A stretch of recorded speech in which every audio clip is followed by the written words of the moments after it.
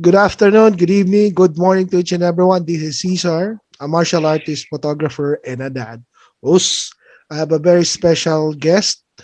It's been a while, 2 years in the making, I might say. My good friend, my blood brother, my martial arts brother. I consider my blood brother now. He's a great sensei, Shihan. Just want to introduce to you Shihan Tuari Dawnson of New Zealand. Good morning, bro. Good morning. How you Good doing? evening. Good Good evening, evening to brother. How are us. you doing? Yeah. How you doing today? Well, Um, I'm really excited to be on the podcast. It's really wonderful to see you too, I know. Me too, and to know bro. that the family are good and that you're Mhm. well. You Thank look you. like you're getting stronger every day. So Thank you very it's really much, good to bro. see you, bro. You're my inspiration. That's why. Mm. You're one of it, bro. Oh, Oh, thanks, brother. before I we start on the question things, can you explain us what style of karate or martial arts do you do? Okay, so I do Okinawan Gojuryu karate, um, Okinawan Kobudo, Myojin Soga Jiu-Jitsu, um, and a range of sort of other bits and pieces, other martial arts. But yeah, that's kind of my I guess my big three or four, whatever it is. Your favorite, as we could say. Everybody has a favorite, but yours is Mm. really good, man. Yeah, Uh, yeah. bro, I know you got so many martial arts experience, and our guest also is a celebrity back in New Zealand, also a Mm. TV host, a former radio. Also have a lot of activities with regard to children and everything. Just to start with it all, Mhm. who inspired you to take up karate or martial arts? Well, I started quite young, and my first kind of experience was watching a judo demonstration at my school, Mm, and I just remember being intrigued by the gi and the movements and all that sort of thing. So that was kind of my inspiration. mm, I had an uncle who was a martial artist, and he started to sort of um, teach me some kicks and some blocks and punches and stuff. And so my involvement started probably when I was around about five, and uh, mm. then so I started karate and judo around that time. And then when I was about 10, I saw my first Bruce Lee movie. Oh, And then I welcome to the decided club. that I wanted to be, yeah. I think we all love Bruce Lee, and then I just Yeah. decided that I wanted to be Bruce Lee. I think the people who inspired me, I mean, looking at Bruce Lee was definitely someone who inspired me. But I think also to what inspired me to get into martial arts and to stick with it was that I grew up around a lot of violence and a lot of Mm, drugs. Around in my family and in my family life, and I think I just wanted one to have something that I could rely upon for myself, and one also too that I could hopefully protect my family, yeah, particularly my I mother. understand. And so that was a big driving force to get involved. But also, like I say, I also wanted to be Bruce Lee. We all do. We all do. Yeah, yeah. I, maybe it was the Betamax when I first saw it. Mm. My kids doesn't know what True. Betamax is no more, nor the VHS. Yeah, yeah. So All it's the our age Betamax. now. Mm. Yeah. So you did mention to me. I was going to ask what was your life experience. You felt you have to learn. So you already told us that because of you want one is to protect your mom and your family at the same time. Mm. You already mentioned your martial arts background history. Mm. What I just want to ask to follow up it up with the background. Have you ever thought suddenly you realize, oh, I wanted to learn this, I've done that, I want to learn that, or is it just it made you felt that the more learning you do, continuous learning? I always believe that you learn more about it and understand more. Is that Mm. how it works for you? Um, I suppose it's kind of like I just am intrigued by martial arts, irrespective of style. And I also, when you're younger, um, especially when you're doing a lot of sparring, as I was, Mm. and you meet someone who basically gives you a hiding, gives you a bit, you take a beating. You go, there's a hole in my game. There's a hole. Yeah. There's something I need to You always learn. I get remember, hit with that. Yeah. yeah. So I remember that my brothers were Olympic wrestlers. They did a lot of Olympic wrestling, Wow. and I remember that I was doing a lot of judo. But I also remember that at this particular time, I was more of a striker. Obviously doing karate and kyokushin and Uh-huh. all those sort of things. And I just remember getting my butt handed to me by these wrestlers, and I went, I've got Mhm. to get better at wrestling. And they were small guys, man. They were much smaller than me, and they just tied me in You, a knot. So it's like you saw yeah, some weaknesses in other style. To be honest, something oh, I like saw a that. Yeah. weakness in my own style and the way that I Mhm. practice my own style. But also too, as I've gotten older, it's just really about it's the more I understand, the more experience I have, the more I understand how things are very much the same. People are just trying. We're all trying to do the same things, and before it was about fighting, but now it's more about experiencing other people's cultures and approaches and the history and traditions that they bring with them. So yeah, it's the it is about learning, Mhm. but it's about being. People always say, stay. Be a student. But I think it's more important to be always curious, Yeah. and that's kind of how I approach it. I try to be It's curious. like everything is a great thing to learn about. Yeah. When you became a skilled martial artist, learn all of this, reach the goals that every martial artist would love to reach. When did you Mm. felt you decided you wanted to teach karate? Now share your knowledge. Well, that's very nice of you to say, Cesar, but I don't Yeah, think that man. I don't think I've ever reached, I don't think I've reached that goal. And I don't see myself really as a skilled practitioner. I just see myself as someone who is trying to walk towards a goal. And Mhm. along the way, there are other people who are wanting to walk towards a goal, like me and you. We're walking towards that same goal. Whether we get there or not is kind of another story. But I didn't really want to be. I think I did want to be a teacher, but I was a terrible teacher. Mhm. My first teaching experience was with adults, and my sensei realized that I had a really big head, and had no humility, so he made me teach children. And Mhm. one of the things about teaching children, as you probably know in your experience, is Yeah, that they will teach you they'll teach you a lot of things if you yeah. one they teach you how to teach. And so yeah, I for many years I didn't have a dojo of Mhm. my own. I just went just trained. My focus was training. And then probably about 11 years ago, I was living where I live now in New Mhm. Zealand, and I met some friends who wanted to train, and it just sort of grew into this dojo.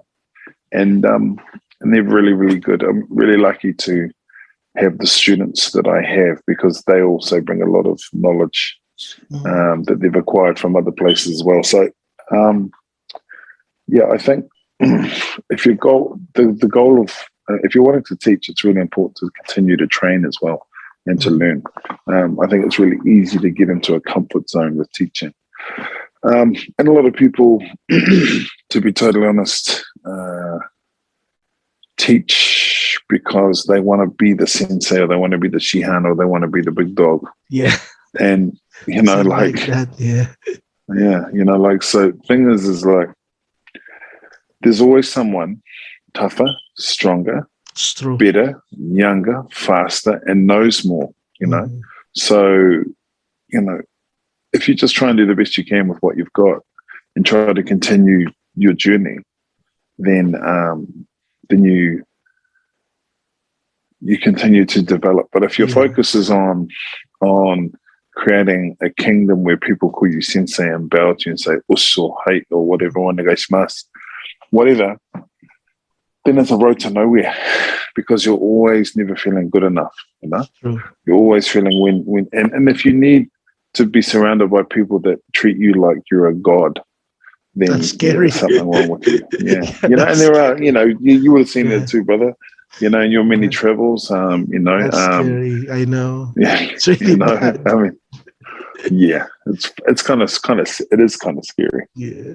Oh, Yeah. bro, I know you're so humble person as a martial artist, but I want people to understand what is your years of experience by asking you your most greatest achievement in being a karateka, meaning where was the highest tournament that you ever competed?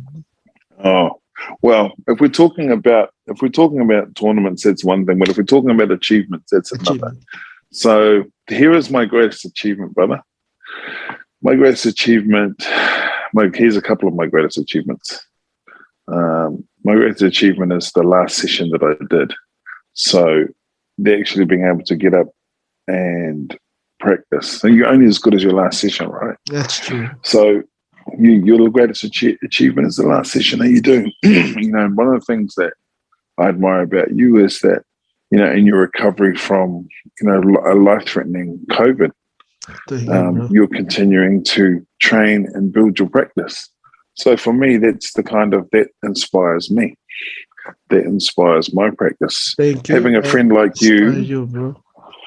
and someone who genuinely loves the martial arts, having a friendship like ours, that'd be one of my greatest achievements in martial arts. Thank you so much, bro. I'm so humbled with that. Yeah, tournaments and all those sort of things. Tournaments and all that sort of stuff. They're not an indication of skill or ability. They're an indication of your talent as perhaps a fighter and as a competitor. But it's the things it's the people around it that make it worthwhile. I mean, with Abby, continuing her training, and you and her, you've really worked hard to create your practice. That's inspiring to me, man. So yeah, I would say that in martial arts, for me, my greatest trophy, if you want to call it that, is having a friend like you. Oh man, that's really, really humbling to feel, bro. Thank you so much. To be honest, it's great. I'm very touched because you and a few of all of you who prayed and helped me recover, supported us, me and my family. I'm both so thankful. So thankful, bro. So much thankful. We're thankful for you. No, I'm thankful because every time I see you all, you're doing your podcast, family karateka families, I see that they're still believing that I could still come back. That's the reason I'm here, because of all of you, bro. All of you. Yeah. Oh, thank you, man. Yeah. Thank you. I felt I'm a bit emotional that part.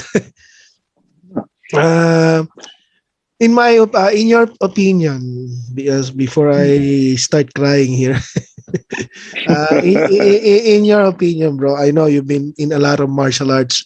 What is your opinion regarding cross training? And you already mentioned that you started to learn culture and things like that. What made you think cross training is an effective way? Well, I think cross training is an interesting thing because it's all a question of when you start cross training and what you think about what cross training is like. For me, when I was younger, I was all about trying to do as much martial arts as possible. So yeah, I do taekwondo on Monday. I go to karate on Tuesday. Then I try nice and to catch be young again. yeah. Then I go to judo. Then I do all these things. Like I'd go to all these different styles and different martial arts because I thought that it would give me an insight into all the different ways of fighting. But what it did was because I was young, because I was dumb, I didn't have much of a base. I didn't really have a strong base. And I think cross training other martial arts is good as long as you have a reasonable base. Like for me, I think if you're doing karate, I think definitely go to seminars and things like that. Expose yourself to other approaches. of martial arts, but remember what it is that you're doing. Mm-hmm. And It's don't really be good, frightened to though. go. That Yeah, was really good. go deep into what you're doing.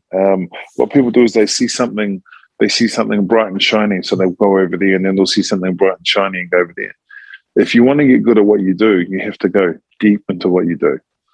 It's like how And you cost, understand how to all of this mix in one place and make it mm, more quality one, like Bruce Lee yeah, would well, say.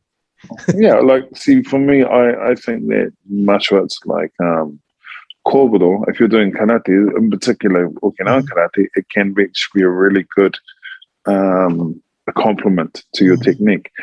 But I think that you have to, well, you don't have to do anything. I think that it is a wise choice to be able to do it at the right time. If you're trying to do too much and learn too much and take in too much information, um, all at You, once, it just gets confusing. I think Kihon and good basic, having a strong foundation and basics is really, really important. Now, if you'd asked me that, brother, when I was, I don't know, 15 or 16, I would have thought you were an idiot because, we needed to do spinning hook kicks and, backflips and all those sort of things. yeah, But now I understand, that it's all about basics. So, to answer your question, cross training is good, but at the right base. at the right time. Yeah, Mm. when you've got that strong base. Which is, for example, if you really are, yeah, because I understand when you said it's a bit confusing to others because they thought it's good because they've seen UFC and, oh, I'll do this one, I'll do that one, but they don't realize where they stand after that. As they later Yeah, on get yeah. mixed up and don't know what's going on.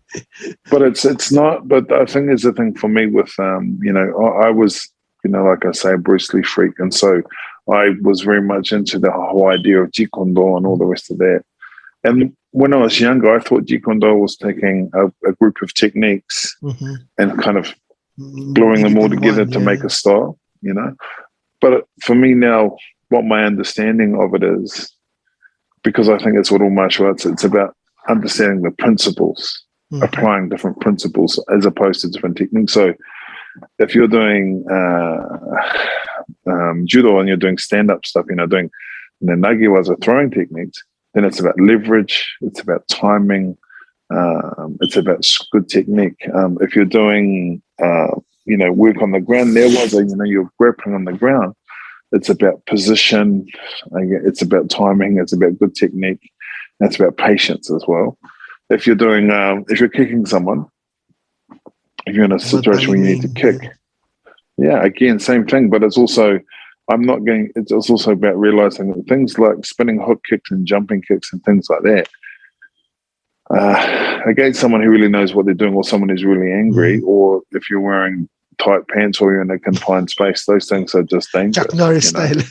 Yeah, I mean, I'd love to be able to do them. As maybe some people can. I know that I Yeah. can't, but being able to sort of kick someone in the knee, in the groin, Mm-hmm. More basic ones. to yeah, I mean, well, and the basic ones are the harder ones to do, to be totally honest, but they're the True. more practical ones to do. So yeah, it's all a question of understanding the principles and understanding yourself as well. Like I'm so say I'm training with a particular Okinawan sensei, and that Okinawan sensei is 5'5" and I'm 6'4". Mm-hmm. So my techniques are going to be different. Mm-hmm. That's The true. way that I do the techniques he teaches me is going to be different because I just can't do them in that way. Mm-hmm. So yeah, it's a understanding of principles, but it takes a long time to get there. I'm still trying to get there. Well, you're one great teacher. I'm pretty sure about that, bro. All your Thanks, brother. very, very honored students that are lucky who learn from you. Mm. I'm going to remove some of it of your karate now, or your martial arts. You're a Mm. celebrity, and I heard you sing, and I saw your short movies. Was it Yeah. who went first, your martial arts or you being a on the acting thing? Well, I always acted like I knew martial arts, so maybe they came together. Well, really good with Uh, that now, bro. mm, mhm. Well, because probably the big thing for me, Cesar, was that I didn't learn how to read until I was 25. So Really? I spent a Seriously? lot of time. Yeah, Oh. yeah, seriously. So what happened was I spent a lot of time acting like I had to find ways to hide the fact that I was illiterate. Mm, And so I became okay. very good at I became very good at acting like I Well, knew you're what I was talking about. wow. But also I think when you have that when you have that illiteracy thing, you learn all kinds of survival Mm, skills. yeah. It's like I imagine if you were sight impaired or if you were blind, and they say that when you're blind, your hearing Quite strong. compensates, Yeah. becomes very sharp. Well, when you're not able to read or write, you start learning different ways to take in and hold information. So a big thing for me was if I could see something, I could remember it. Um, Mm, if I could hear it, I would. I was got very good at mimicking people because I would hear and see. So and I've always been kind of a clown. So it's always been funny to me to do that sort of stuff. When I was younger, also too, I had a very pronounced stutter. yeah, you're So big, man. when I would Bulk. speak, I would stutter. My voice would there'd be a bit, and yeah, I just had opportunities to do a little bit of acting and stuff like that, and that just helped with my confidence, and it was fun. It was fun. So I don't know if I'm a celebrity, bro. I don't know if maybe in my own mind I'm a celebrity, but No, oh, you're good. yeah, Yeah, I've seen your short movies. Never saw the whole movie, but I seen shorts, good, short ones. And I good, saw good. you sing on a radio interview. So there you go. Ah, yeah, yeah, yeah, Yeah, I sing. yeah. I saw that. Jeez, I didn't know that. Yeah. So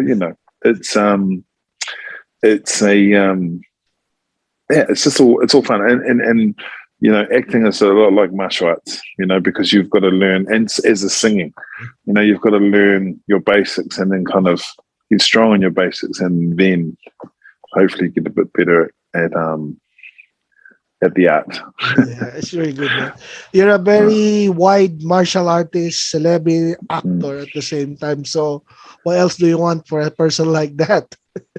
Well, Lastly, bro. Lastly, we could ask. I know you're a busy person. I just want you to be the one talking about it.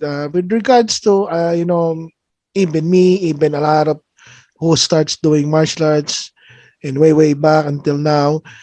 You always told me that belt. I always followed your advice with regards to the title of my YouTube channel and everything. mm, But with regards to you always mention to me it's not the belt but the person. I just mm, want you to explain it more to people could understand that, because when sure. people wear a gi, they were that in 6 months time I'll be this, in 6 months time I could kick somebody's head, Mm, those kind of mm. things. Can you explain it a bit? Well, okay. So for me, you come from the Filipino culture is Yes. very is steeped in martial arts. I mean, lapu and Oh you my know, god, you know the history, bro. yeah, and lapu fought Magellan successfully, and Yeah. one of the few indigenous peoples around the world to do that. And We're together, so, bro. yeah, yeah. So I Same think time. that. Yeah, so like Lapu, I don't think before he went out to lead his men, to lead his forces, I don't think he was worried about what color belt he was wearing. You That's know, true. So and you see him in Hollywood and a lot of movies. The Filipino martial arts are a massive influence on so many people. You see it from the Born Identity Born identity, movies yeah. to oh gosh, there's a great Um, Denzel Washington movie. In a lot of Denzel Washington movies, his yeah. Wesley instructor Snipes is a movie. gen. One time he Yeah. did use sticks too. Hmm. Denzel Washington's instructor in a couple of those movies, a guy called Jeffrey Mada, Mhm. and Jeffrey Mada was a student of Dan Inosanto. Oh, And of okay. course, Dan Inosanto was a Filipino master martial. of Yeah. Filipino martial arts.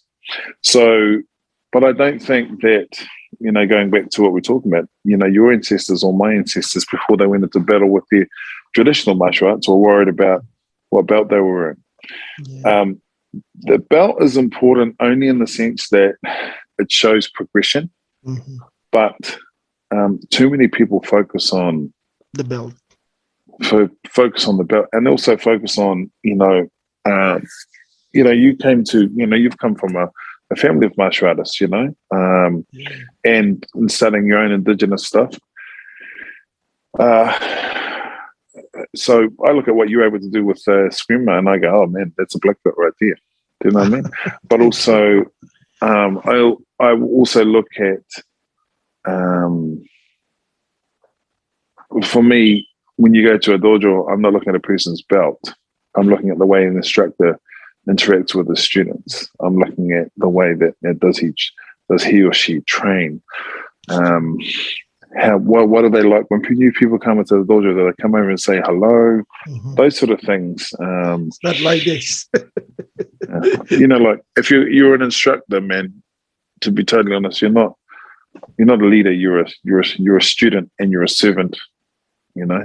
Leadership is about service. You Mhm. service to True. others. So for me, the belt tends to mean less when the instructor is not of service to his community and one to his students. It's true. Um, they're not there. The students will be there to run around and bolster the ego of the instructor. The instructor is not the point. The instructor should be encouraging students always to be better and surpass them in every way, shape, and form. Um, and I think that people go on about Shodan's quite a junior grade. Like I'm a Godan, and Godan's quite a junior grade as well. You've got to keep it in perspective. The problem is when people, in the media, people think if you're a black belt, you're some killing machine, and we all know Yeah. that's not true. It's Um, true. and when you first started this podcast and you first started your channel, and you went says martial artist, not a black belt, I'm going, well, who cares? You know, Yeah, but could thank you could for your people have gone advice. through? Yeah, could people have gone? I mean, how many people could have gone through what your family's gone through? And one, immigrating to a different country, working hard with your family to support your family, pursuing your goals, keeping up your training, going through health issues with a family member, serious health issues. Then you yourself being in a life-threatening situation, Yeah. coming out of it, surviving, and keeping your family together. If I don't know many black belts that can do that, and so yeah, you know what I mean. Be impressed by the person, not by the belt. Very well said, bro. Very well said. Mm. Before we end this one, I know you're so busy. Any seminars that you want to announce, bro? Coming seminar, hopefully, when the I pandemic know. is lightly. Yeah. Oh, and then I want to come to the UK and have a Um, seminar in your basement dojo. oh my God, you're too One of the big big for ones. that, bro. You're 6'4". You'll be like this. Maybe we stay in It's the okay. garden. No, I look, man. I don't have any. I don't have. They've got a couple of seminars and so on that I'll holler at you about, but uh, probably, yeah. I'm doing some stuff online and bits and pieces, but I'll let you know, bro. Yeah, that'll be great. I could add it on Yeah, my channel. Also, yeah. bro, oh, I got lost there now. Yeah, my wife will make you your adobo. Oh, chicken adobo. Mayet will, Yeah, yeah, Mayet will make the yes, adobo. She said, once you yes. drop by here, bro. So Mayet, tell Mayet, I will be her. I will be her willing bodyguard if she makes some adobo. Oh, Chicken, beef, I don't mind. oh wow. Anywhere, bro. Anywhere you Uh, want, bro. I saw, lastly, I saw your photo with your grandma. I was also a grandma's boy. We call it in Filipino Yeah. as Lola. Aslola. Lola. Yeah, Ah, Lola. yeah. Yeah. We call it Lola. Lola. I grew Lola. up with my Lola. Reason why I became a carer because at a Mm. very young age I was looking after her. Yeah. Yeah, and Oh, she was it went up to becoming dementia and all those days. And one day I realized I was looking after her. Next thing you know, yeah. I was like Yeah. doing this job again. Yeah. So Well, I yeah, mean, that speaks about your heart, and that speaks yeah, about being a Lola, uh, and choosing to be of service to other people. Man, there's a lot of people who take from life, and a lot of people give from life, give to I know, life, bro. and that's really wonderful that you and Mayed, you know, can do that. And your girls, my nieces, I hope Oh they're yeah. both good. I'm looking Oh forward to my God, Audrey's trying to go inside and have to say hi to you. I'll call her later. Yeah, She kept man. waiting. She But, kept waiting. Oh, Audrey. so, Yeah, she just want to say hi. Audrey. oh no, of course, yeah. And Audrey. how's Abby? Abby too. Yeah, Abby. Yeah. Audrey, come on. Uncle Yamabushi is here. Come on. Come on. Yeah. Ah. I say, us. Like that. Us. Yeah, us. Us. Yeah, us. Hey, Yeah. Audrey. How are Yeah. you? Yeah, how are you? You okay, Uncle? Yeah. Are you okay, Yeah. Uncle? Yes. Are you gonna visit us? Yes. Are you gonna cook for Uncle Yamabushi? Yeah. What else are you going Yeah. to do? Are we going to swim? Yeah. You're gonna visit Yeah. when Uncle Yamabushi goes to our house. Where is he going to sleep? There. I'll see you later, Uncle Yamabushi. Bye. Thank you very much, Oh, bro. I know thanks you're for a that, very bro. busy person. So No, that's so good, man. That's so good. it's great. It's great to talk to you again in a while. It's been a while, 2 years. Uh, Half of yeah, that time I man. was sleeping. Yeah, well, I mean, Yeah. gosh, I mean, I just remember that final photo that you sent. That Yeah. last photo you sent was you give me a thumbs up as they intubated you. That was just crazy, man. No, But man. I'm just glad you're here, bro. I know, bro. I know. I thank you all. I thank you, each and every one of you, bro. Mm, So I don't want to make you more busy. So just want to say thank you. And it's great to see you again, bro. mm, And mm. I'm Yeah, going to end this one for now. cool. Say hi to your lovely family and your kids. I will. And I will. hope to we could train on Zoom again, both of us. Yeah, yeah. And Abby Let's at the same organize it, time. man. Yeah, we could talk about it. Yeah. See where you're cut. Is Abby still training? Yes, yeah, no, Cool. he's doing her exam for the university Mm, thing. So cool. giving her the time to finish it. Then she's happy to go back and train again. But she does go down to the basement, do some punches and kicking. So Cool. yeah, Cool. No, she's very talented. that's great, bro. It's nice. Yeah. Again, say hi, say hi, Uncle. Come on, here. Yeah, say bye. Yeah. This is Caesar, Hey. a martial Yeah. artist, a photographer, and a dad. Audrey, us. See you, bro. Us. Thank you very much, bro. So Later, brother. see. Bye. Thank you, Braidman. See you. Yeah, Thanks, great, brother. man. Thank you so much. Thank you so much, bro. Bye. Oh, anytime, bro. Anytime. Thank you very much.